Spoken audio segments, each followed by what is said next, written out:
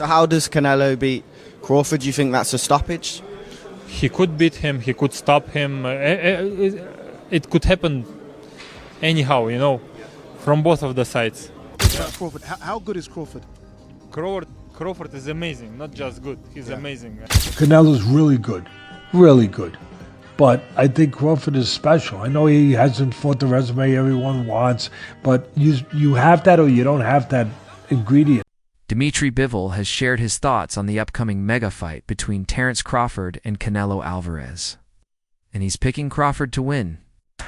In a recent interview, Bivol said that while Canelo is powerful and experienced, Crawford's intelligence, ring awareness, and accuracy give him the edge. Bivol pointed out that Crawford's ability to switch stances smoothly and break down opponents over time would be a serious challenge event for someone as skilled as Canelo. Bivol, who once handed Canelo a rare loss, believes Crawford's speed and technical precision could be the key to outboxing the Mexican star. Do you give the blueprint to Terence to beat Canelo Alvarez? Just need to do his job, what he's doing well. He's changing his stance, he's moving a lot, he's keeping distance. Like this he could win, of course, not with changing punches with him. Who do you think has more power out of the two? Canelo, of course, he got used to this weight class more than Crawford. He need to get used to this power, even he's big. So how does Canelo beat Crawford? Do you think that's a stoppage? He could beat him, he could stop him. It could happen anyhow, from both of the sides. And Canelo, of course, will try to find some hard punch. Dmitry Bivol also admitted he hasn't actually met Terence Crawford and isn't sure about his exact size. "I don't remember the sizes of Terence Crawford," he said honestly. That didn't stop him from expressing admiration for the pound-for-pound champion. Bivol explained that Crawford's skills are top level and that his move up in weight is clearly no gimmick. He went as far as to call Crawford one of his favorite fighters, praising his sharp mind and adaptability in the ring. According to Bivol, Crawford has what it takes to win this fight. To be honest, I didn't see, Crawford in real life. I don't know how big he is. But the size, when I came to boxing gym and my coach told me that one of the rules, it's like respect the weight classes, You should respect weight classes. But he has a very good skill. He's one of my favorite fighters, active fighters now. Popular boxing analyst Showbiz, the adult, has changed his mind about the Crawford versus Canelo fight. At first, he doubted Crawford's chances because of the big size difference. But now he sees a clear path to victory for Crawford. In a recent video, he pointed out that Canelo has trouble when he's forced to fight going backward, a weakness Floyd Mayweather Jr. and Dmitry Bivol both used against him. Showbiz believes Crawford can do the same by using a strong jab to the body and staying on the move, smart footwork and clever jabs. Crawford could control the pace and distance, possibly earning a big win. Bivol is the fight you got to study if you're Crawford. Crawford ain't Floyd, but he can do a Bivol. The problem is Bivol's a big dude. This is rough because this fight is only a matchup fight. Let me tell you what I mean. I got a lot of fighters Canelo fought at 168 beating Crawford. I got Caleb Plant beating Crawford. I got Berlanga beating Crawford. I got Callum Smith beating Crawford. Just way too huge, of course. But that's why Crawford ain't campaigning at 168. He's trying to beat Canelo because Canelo is a special case. He's one of the best fighters of all time, and he's actually a little guy who ballooned up to 168. Bivol emphasized that Crawford's ability to adapt and his ring IQ are major strengths. He suggested that Crawford should keep distance, use his stance-switching ability, and avoid staying in the pocket too long with Canelo.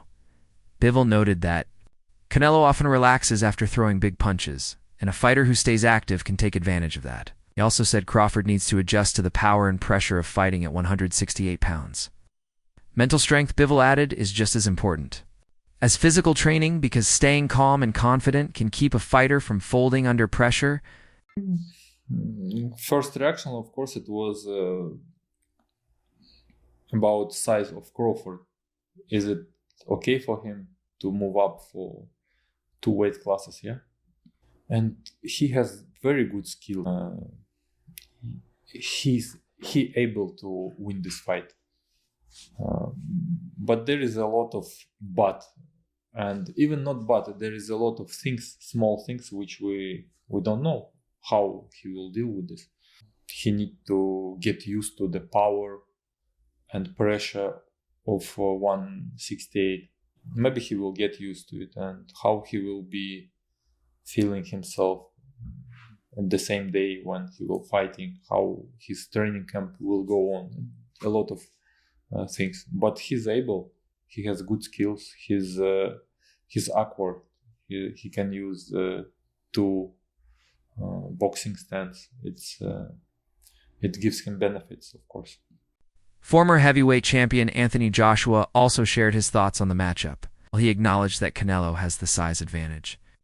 Joshua said the real key to winning lies in the fighter's drive and determination. He explained, if Crawford is motivated and focused, and if he trains the right way, he could still surprise people. Joshua believes that with enough heart and preparation, Crawford can overcome the physical odds. His view highlights how in boxing, desire and mindset can sometimes matter more than just size or muscle. Just time check this, it is 7:36 in the morning. Delighted to be joined by Anthony Joshua. We've just witnessed Canelo Alvarez become, for the second time, undisputed champion. Your thoughts on the fight with William Skull? I think it was a good fight. Made it a bit tricky for Canelo to showcase everything that he has in his arsenal, but he got the job done at the end of the day. Didn't take much punishment and can look forward to having that fight with Crawford now, you know, and a 2-time undisputed champion, you know. They don't give them titles out. He's earned it, and credit to him and his team. As you just said there, the fight for Crawford is now set for September. One of them fantasy fights, I suppose, we didn't really see us getting. We are getting it. There is a weight difference there, but yeah, it's on for September, Crawford and Canelo. Yeah, I wasn't too keen on the catch weight stuff. I feel like there's no rehydration clause, is there? No, so that would be good. And then I feel like Conor Benn and Chris Eubank Jr. showed us that weight is good. Like, there are weight categories for a reason, but you know, providing they're both skilled and talented, there's not much difference in weight. It's just who wants to win. And watching that fight, Conor Benn and Chris Eubank just showcased that weight is, it's all about that. You know, so I'm looking forward to the Crawford and Canelo fight, because I feel like Bud wants to like prove a point. Do you know what I mean? So it'll be a good fight. Bud he was just over there a second ago to be calling him Bud like I know him, but Terence Crawford was just over there, to be fair. So yeah. Boxing great Oscar De La Hoya didn't hold back when he gave his take. He reminded everyone of one of boxing's oldest lessons: good small man usually can't beat a good big man. De La Hoya said he respects Crawford's skills, but he thinks the odds are against him. In boxing, size, power, and toughness often decide the outcome, and Canelo has all 3 in large supply. While De La Hoya admires Crawford's talent, he believes Canelo's physical edge might be too much to handle.